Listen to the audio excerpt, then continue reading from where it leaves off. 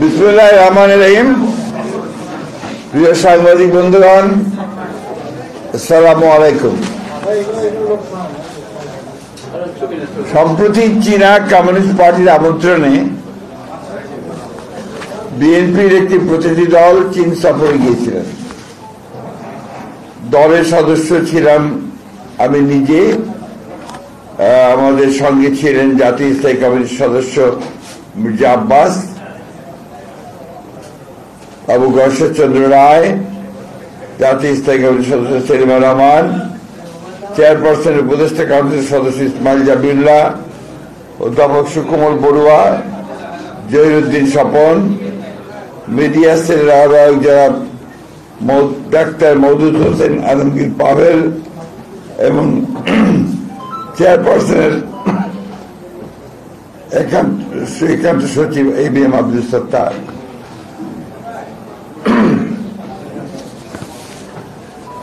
পৃথিবীর বিভিন্ন দেশের রাজনৈতিক দলের সাথে সফর বিনিময় চীনা কমিউনিস্ট পার্টির একটি প্রতিষ্ঠিত ঐতিহ্য। এরই ধারাবাহিকতায় ইতিপূর্বে বাংলাদেশ জাতীয়তাবাদী দল বিএনপির এক প্রতিনিধি দল সম্প্রতি চীন সফর করেছে। 5 দিনব্যাপী এই সফরে আমরা চীনা কমিউনিস্ট পার্টি এবং চীন সরকারের একাধিক গুরুত্বপূর্ণ ব্যক্তির সাথে মত বিনিময় করার সুযোগ পেয়েছি, যাদের মধ্যে ছিলেন গুরুত্বপূর্ণ চীনের কমিউনিস্ট পার্টির পলিটিক্যাল ব্যুরোর সদস্য এবং ন্যাশনাল পিপলস কংগ্রেসের স্থায়ী কমিটির ভাইস চেয়ারম্যান লি হংসং, সিপিসি কেন্দ্রীয় কমিটির আন্তর্জাতিক বিভাগের মন্ত্রী মিস্টার লিউ জিয়ানশাও, সিপিসি কেন্দ্রীয় কমিটির আন্তর্জাতিক বিভাগের ভাইস মিনিস্টার মিস্টার সান হিয়ান। আপনারা জানেন যে বাংলাদেশ চীন কূটনৈতিক সম্পর্কের সুবর্ণ জয়ন্তী সম্প্রতি উদযাপিত হচ্ছে। এটা সেই ঐতিহাসিক সম্পর্ক যা শহীদ রাষ্ট্রপতি জিয়া রহমানের চীন সফরের মধ্য দিয়ে সূচিত হয়েছিল এবং যা পরবর্তীতে দেশনেত্রী বেগম খালেদা জিয়ার প্রধানমন্ত্রিত্বকালে সফরের মাধ্যমে আরো ঘনিষ্ঠতর হয়েছে। প্রতিটি বৈঠকে চীনা নেতৃবৃন্দ বাংলাদেশ চীন সম্পর্কে উন্নয়নে এই দুই ব্যক্তিত্বের অবদান সসম্মানে ব্যক্ত করেছেন। বিশেষ করে চীনের কমিউনিস্ট পার্টির পলিটিক্যাল ব্যুরোর সদস্য এবং ন্যাশনাল পিপলস কংগ্রেসের স্থায়ী কমিটির ভাইস চেয়ারম্যান লি হংসং এর সাথে গ্রেট হল অব পিপল অনুষ্ঠিত দ্বিপাক্ষিক সভায়, যেখানে তার সাথে আরো উপস্থিত ছিলেন কমিটির গুরুত্বপূর্ণ নেতৃবৃন্দ। এ সময় আমাদের দায়িত্বহীনভাবে এক চীন নীতির প্রতি আমাদের দলীয় অবস্থান আমরা অত্যন্ত দৃঢ়ভাবে উচ্চারণ করেছি।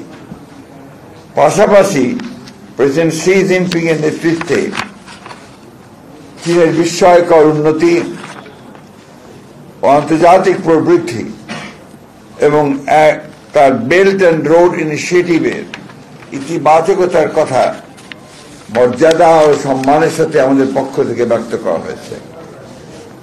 এই বৈঠকে পলিসি ব্যুরোর সদস্য শ্রী লং হং সিং আমাদের ভারপ্রাপ্ত চেয়ারম্যান জনাব তারেক রহমানকে চীন সফরের আমন্ত্রণ জানিয়েছেন এবং দ্রুতই একটি নির্বাচিত সরকারের সাথে নতুনভাবে কার্যক্রম শুরুর ব্যাপারে চীনের পক্ষ থেকে আশাবাদ ব্যক্ত করেছেন।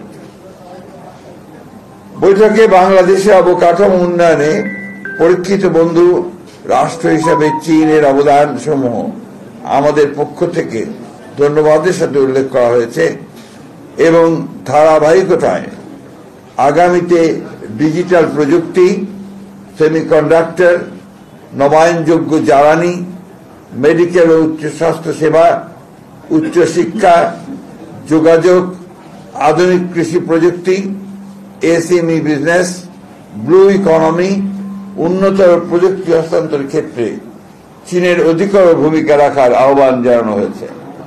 চীনের পক্ষ থেকে এ ব্যাপারে ইতিবাচক অবস্থান সুস্পষ্টভাবে উল্লেখিত হয়েছে।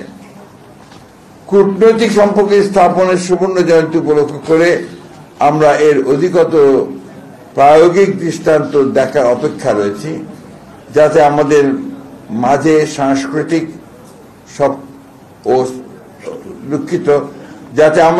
সাংস্কৃতিক সফর বিনিময় প্রযুক্তি হস্তান্তরের মাধ্যমে সেটা আরো দৃঢ়তর হতে পারে। আমরা মায়ানমারের রাখাইন রাজ্যের রোহিঙ্গা নাগরিকদের নিরাপত্তে স্বেচ্ছা সম্মানজনক প্রত্যাবর্তনের ব্যাপারে চীনের অধিকতর এবং কার্যকর ভূমিকা রাখার আহ্বান জানিয়েছি। আমাদের পক্ষ থেকে পারস্পরিক মর্যাদা সমুন্নত রেখে উন্নয়ন ও সমৃদ্ধির ভাবনায় এমন সহযোগিতা আহ্বান জানিয়েছি যেখানে জনগণ ও জনকল্যাণের অগ্রাধিকার যেন থাকে সর্বোচ্চ স্থানে। আঞ্চলিক ও ভূ রাজনৈতিক পরিবর্তিত পরিস্থিতি বিবেচনায় নির্যাতিতদের পক্ষে তাদের অবস্থানকে আমরা সম্মানের সাথে অভিনন্দিত করেছি এবং এর ব্যাপকতা দৃশ্যমানতার আহ্বান জানিয়েছি। চীনের সাথে আমাদের সৌহার্দ্যপূর্ণ সম্পর্কের পাশাপাশি গুরুত্বপূর্ণ প্রতিবেশী এবং বৃহৎ উন্নয়ন সহযোগীদের সাথে আমাদের সুসম্পর্ক ক্রমবর্ধমানভাবে উন্নয়নের ধারাবাহিকতা অব্যাহত রাখার ব্যাপারে চীন এবং আমাদের অভিন্ন অবস্থান বৈঠকগুলিতে সুস্পষ্টভাবে ব্যক্ত হয়েছে। চীনের পররাষ্ট্র ভাইস মিনিস্টার সুং ওয়েডং এর সাথে সফরের দ্বিতীয় দিনে আমরা পারস্পরিক স্বার্থ সংশ্লিষ্ট বিষয়ে কথা বলেছি এবং বাংলাদেশের অবকাঠামো, পরিবেশ ও প্রযুক্তি উন্নয়নে তাদের সহযোগিতা বৃদ্ধির আহ্বান জানিয়েছি। বাংলাদেশের শ্রমশক্তি সক্ষমতা, উন্নত বিনিয়োগ পরিবেশ ও বিনিয়োগের নিরাপত্তার বিষয়টিও আমরা ইতিবাচক হিসাবে উপস্থাপন করেছি। বিগত 17 বছরের অনাকাঙ্ক্ষিত রাজনৈতিক বাস্তবতায় ক্ষতিগ্রস্ত অর্থনীতিকে সহনীয় করতে আমরা ঋণ পরিশোধ সময়সীমা বৃদ্ধি, বিভিন্ন ফি পুনর্বিবেচনা এবং অনুদানের সম্ভাব্যতার বিষয়েও তাদের সহায়তা চেয়েছি, যেটা তারা সহানুভূতির সাথে বিবেচনার আশ্বাস দিয়েছেন।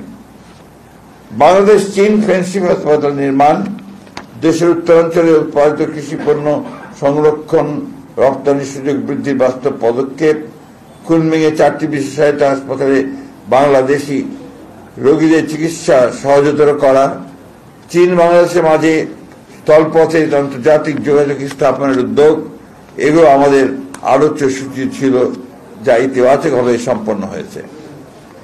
চীনের কমিউনিস্ট পার্টির পক্ষ থেকে 2 বছর মেয়াদী রাজনৈতিক সমঝোতার স্মারক স্বাক্ষরের প্রস্তাব করা হয়েছে, যা আমরা ইতিবাচকভাবে গ্রহণ করেছি।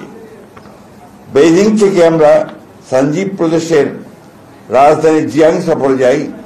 সেখানে আমরা বৈদ্যুতিক গাড়ি প্রস্তুতকারক প্রতিষ্ঠান BYD পরিদর্শন করি। পাশাপাশি তাদের হাইটেক প্রযুক্তি পার্ক জিয়াটং বিশ্ববিদ্যালয়ের পরিদর্শনও আমাদের সফরসূচিতে অন্তর্ভুক্ত ছিল। এখানে প্রায় 50 জন বাংলাদেশি ছাত্র অধ্যয়নরত রয়েছেন। সঞ্জীব প্রদেশে কমিউনিস্ট পার্টির সেক্রেটারির সাথে আমাদের দ্বিপাক্ষিক বৈঠক অনুষ্ঠিত হয়, যেখানে আমরা উচ্চশিক্ষা বিনিময়ে তাদের সাথে গার্মেন্টস শিল্প স্থানান্তরের ক্ষেত্রে বাংলাদেশকে বিবেচনা রাখার প্রস্তাব বিবেচনা করার আহ্বান জানিয়েছি। সফরের অন্যতম গুরুত্বপূর্ণ পর্ব ছিল জিয়ান শহরের তৈরির একটি আদর্শ গ্রাম পরিদর্শন, যে গ্রামবাসী সক্রিয় অংশগ্রহণে তাদের স্বাস্থ্য, শিক্ষা, বিনোদন, কর্মসংস্থানের অপূর্ব সুযোগ সৃষ্টি করেছে। একই সাথে আমরা জিয়ান মহানগরীর একটি কমিউনিটি ইউনিট পরিদর্শন করি, যা স্বেচ্ছাশ্রম ও জনকল্যাণ শিক্ষার একটি সমন্বিত অনুপম উদাহরণ। সার্বিকভাবে এই সফরের মাধ্যমে আমরা এই 2 ভাতৃপ্রতিম দেশের বিদ্যমান বন্ধুত্বপূর্ণ সম্পর্ককে আরো উন্নততর ও ঘনিষ্ঠতা করার সুযোগ পেয়েছি, যা আগামীতে আরো প্রতিষ্ঠিত হবে বলে আমরা আশাবাদী। এই সফর আয়োজনের উদ্যোক্তা হিসেবে চীনা কমিউনিস্ট পার্টি, ঢাকাস্থ চীনা দূতাবাস এবং আমন্ত্রণকারী চীন কমিউনিস্ট পার্টির আন্তর্জাতিক বিভাগকে ধন্যবাদ এবং কৃতজ্ঞতা জ্ঞাপন করছি। সেই সঙ্গে আমি ব্যক্তিগতভাবে আমার সফর সঙ্গী যারা ছিলেন তাদের সার্বিক সহযোগিতা এবং তাদের যোগ্য যে অংশগ্রহণ, এই সফরকে আরো সমৃদ্ধ করেছে বলে আমি বিশ্বাস করি। ধন্যবাদ সকলকে। আসসালামু আলাইকুম। তিস্তা প্রোগ্রাম নিয়ে আমরা আলোচনা করেছি এবং আমরা আমাদের যে প্রয়োজন সেই প্রয়োজনটা আমরা ব্যাখ্যা করেছি এবং তারা এটাতে ইতিবাচকভাবে সাড়াও দিয়েছেন, এটার উপরে তারা কাজ করছেন। আমরা অবশ্যই তাদের যে প্রস্তাব যদি তারা দেয় সেই বিষয়টা আমরা ভবিষ্যতে যদি আমরা কখনো সরকার পরিচালনার দায়িত্বে আসি তখন সেটা আমরা অত্যন্ত ইতিবাচকভাবেই দেখব বলে আমরা বলেছি।